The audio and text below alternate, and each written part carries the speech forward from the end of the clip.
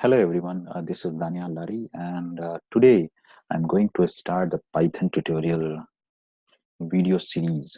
So in which I will explain each topics which is related to the Python language. And here is the very first session in which I'm going to explain that which topics will be covered in the whole tutorial. So as we know that in the nowadays Python is very much in demand for field like data science, artificial intelligence. So it is very huge in demand, and everyone wants to learn the Python. Okay, so here I'm going to tell you that which are the topics that will be covered in the whole tutorial, and what will be the benefit of learning the Python. So first of all, we'll see that what are the topics, and after that, in the next tutorial, I will explain what is the future and what is the use of the Python in the current scenario in the current market. So this is only the course overview. Just look at the topics that will be covered in the whole tutorial. So first chapter will be the introduction of Python, in which we will learn the Python introduction, about the Python language, where it stands in the current market, and what is the future demand of and the future of this language. Then we'll move to the Python installation, and we'll see that how to execute and how to write the code. So we will start with the Python by writing the scripts, and we will learn that how many ways that we can write our Python script and how and execute it. After that, we will see that how to set up the Eclipse environment, Eclipse for the Python script to write the Python code. This will be covered into the chapter 1. Then we will move into the chapter 2, that is the Python fundamental. We can say that this is the language fundamental in which we will cover the keywords. If you have learned any previous language, then you very well know that there are some words which are reserved in every language. So these are those words are called keywords. We'll see that which keywords are available into the Python. Then we'll see that variables into the Python, and data types in the Python. Data types like integer, float, boolean, a string, tuple, dictionary, list. So we'll see that how many data, which are the data types are available into the Python. After that, we'll see type conversion, that one type of the value can be converted into the another type. So how to perform that operation, we'll see into the type conversion session. Further move to the identifiers, rules of the identifier, and how to define the identifiers, we'll see in this chapter. Every language has operators. So Python also has the operators. We'll see that what are the operators are available into the Python, and Python additionally provides some more operators. So we'll see that what are those operators which is available into the Python but not available into other languages.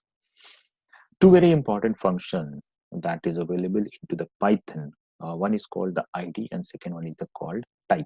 So we'll see with the example that what is the ID function and what is the type function, and these functions are very much in use, and we'll see that how to use and what is the use of these functions. Then we'll move mutable and immutable concept. Python creates every type as a form of object. So object could be of two types. One is called the mutable and second one is called the immutable. So in this chapter we will learn that which type of the object is called mutable and which type of the object is called immutable. Second one, after that we will go into the built-in function. Every programming language provides some function that is by default available into any source file. So we'll see that which type of the built-in function is available that you can use in your code. Then we'll start the chapter 3, in which we will learn, and we say that this is the control statements chapter. So in which we will see that how to write the if-else statement, conditional statements, then the looping statement by using while loop and the for loop. Then we'll go further for the break, continue, and the pass statement in Python in detail. That how to use these things in application in code. We'll see with the examples. In chapter 4, we will see that what is a string, and if I say that in any programming language, a string is a very important thing. So Python also has a string. So we'll see that what are the ways to define the string, and what are the method that is available into the string to manipulate into the Python, and the way to format any string we'll see into this chapter. Further, we'll move into the working with the data structure, some built-in data structure like list, tuple, set, dictionary, array. So we'll see that how to use these type of the data structure and what are the difference between among them, that is tuple, set, dictionary, and the list and the array.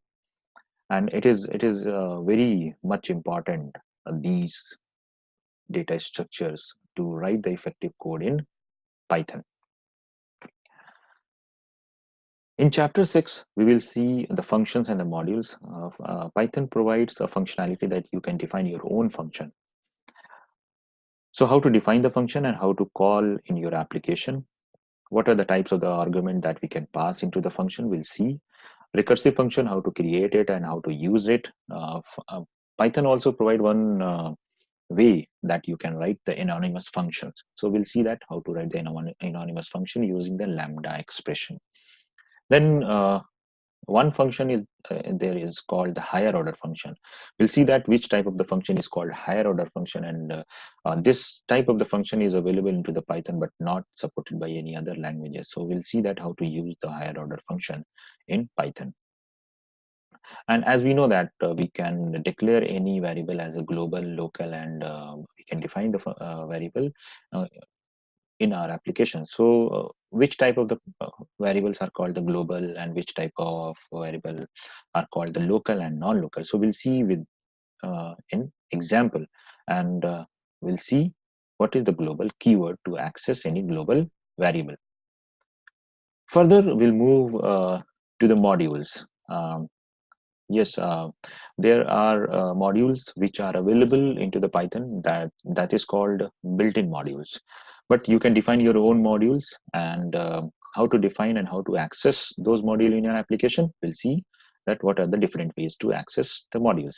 Then further, we'll move to create the package, and we'll see that use of packages in application. In chapter 7, we'll move some advanced topic like the exception handling and the file handling. Uh, Python also provide one facility that you can handle the exception that occurs in your application. So for that, Python provides some keywords, some technique by using the try, except, and the finally. So how to write those uh,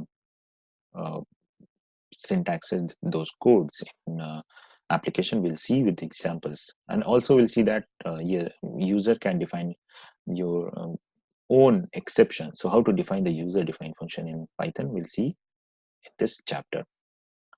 Then we'll move to file handling. File handling means the reading, writing operation onto the file, opening file, closing file, creating file. So there are so many operations that can be performed on the file. So we'll see those operation on the file handling session. In chapter 8, we'll see that object-oriented programming concept in Python. In Python, we say that Python is multi-paradigm programming language. So Python provides one more facility that you can write the code in object-oriented programming approach. So we'll see that how to use the object-oriented programming approach in Python. We'll see that object and classes. Then after that, constructor, multiple constructor. Then we'll move that is what is a static method, which one is the class method, and what is the difference between a static and class method, and what are the static variables. How to implement inheritance and abstraction, encapsulation, the object-oriented programming concept in Python, we'll see into this session. Python also provide the operator overloading concept. So we'll see that how to overload operators in Python. In chapter 9, I'll give you some additional topics like iterator, generator, closer, and decorator. These topics are very important in order to write the effective and advanced code. So we'll see that what is iterator, how to use the generator, how to create the closer and decorators in our application, and what are the use of these things in application. We'll see.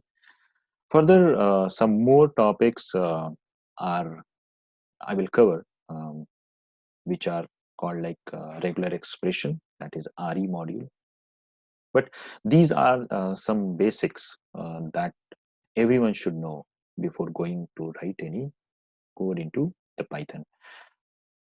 So I hope you will like this tutorial. Thank you for watching. Thank you. Bye bye.